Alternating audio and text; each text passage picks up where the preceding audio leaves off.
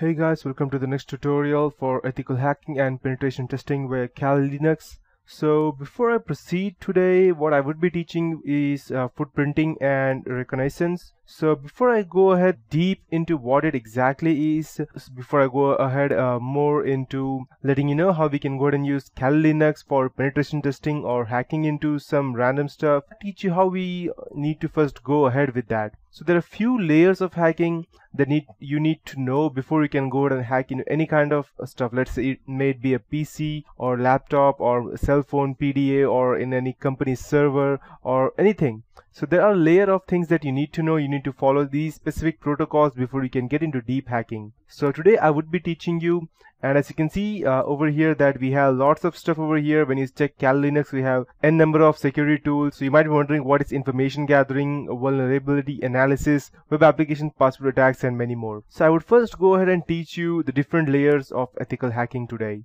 So let's open the web browser and go ahead and check. I have some or the other over here. Let's check years of ethical hacking.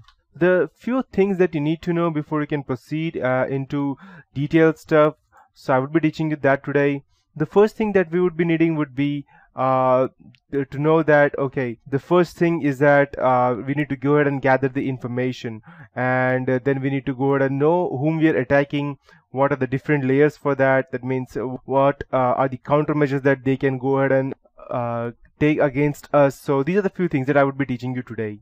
So let me check. Okay, I think that it's checking the layers of OSI. So I'll just type steps of ethical hacking. Perfect.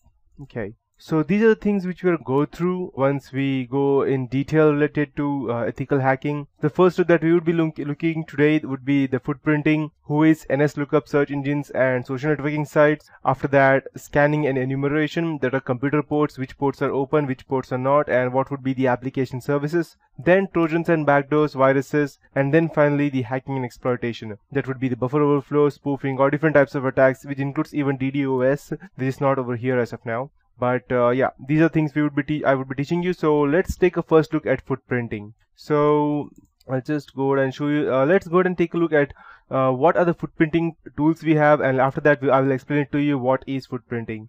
So let's check. Okay, we should be okay here. As you can see, we have these information gathering tools are all also known as footprinting tools. And as you can see that we have loads of things over here: service fingerprinting, routing analysis, OS fingerprinting as to gathering information about a related OS, and loads of other stuff. So let's first know what exactly footprinting terminology is and what all things are included in that. So footprinting is just that we need to go ahead and gather information about specific people. Okay, let me check the updates.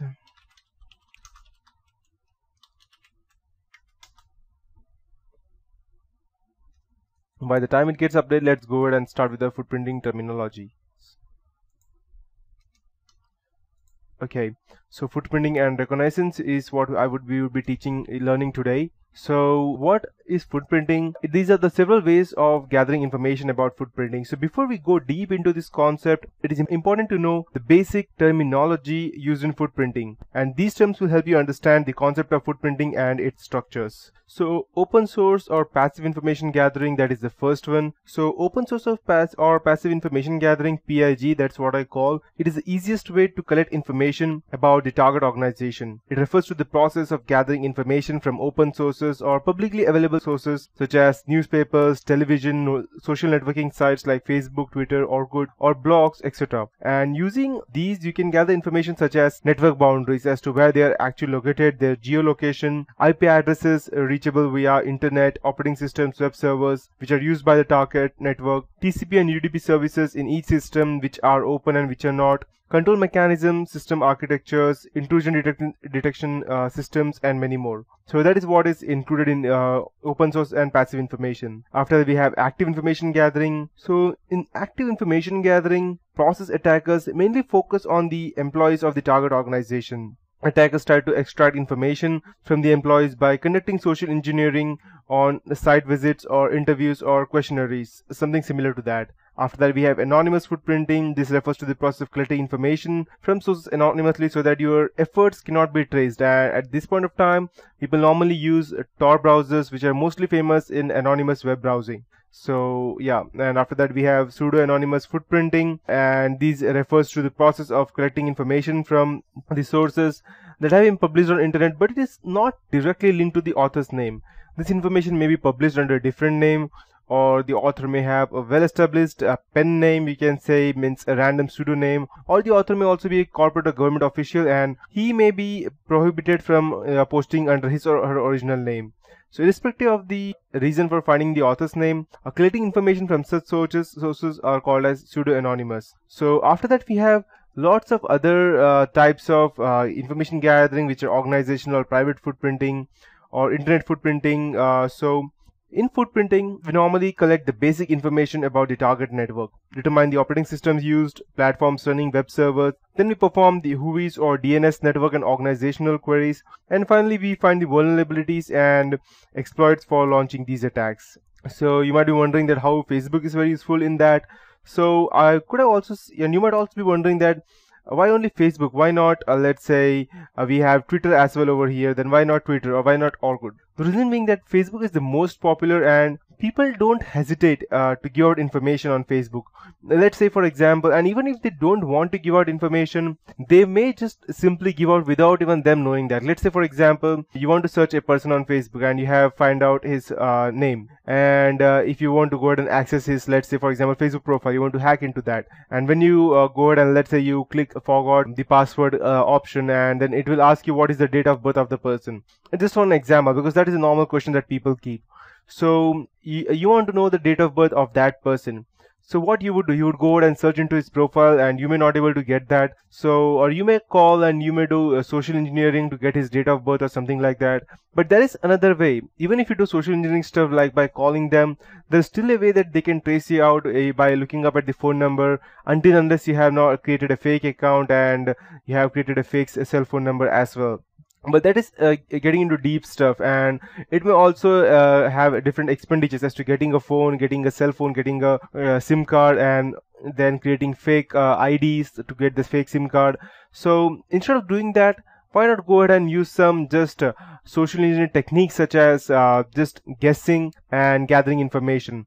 So the first part would be just go ahead and look up his, if you just want the, let's say, year of birth, just go ahead and look at his colleagues with whom he has taken pics. Let's say, for example, if, let's say for XYZ, the guy's name is, let's say, Mr. Smith, and he has another friend whose name is Mr. Adam, and they went to the same school, and they were in the same class and everything.